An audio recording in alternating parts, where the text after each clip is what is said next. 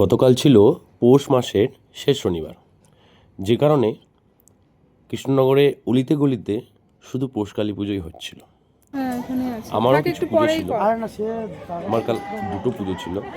একটা তো বিকালবেলার দিকে বসেছিলাম, আর একটা প্রায় রাত 12টার আগে বসেছি। বাড়িতে ঢুকতে ঢুকতে ভোর হয়ে গেছে।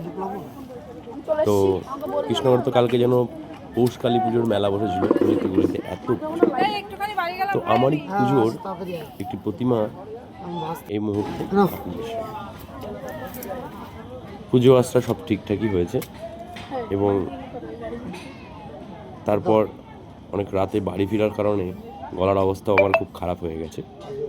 তো পৌষকালী পুজো কার কেমন লাগে অবশ্যই জানিন। আমার এই মূর্তিটা খুব সুন্দর লেগেছে এবছর, আর ঠাকুরটাকে খুব সুন্দর সাজিয়েও ছিল।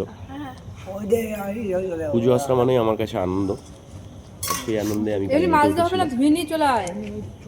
তো ভিডিওটা ভালো লাগলে অবশ্যই লাইক কমেন্ট করে দেবেন। ধন্যবাদ।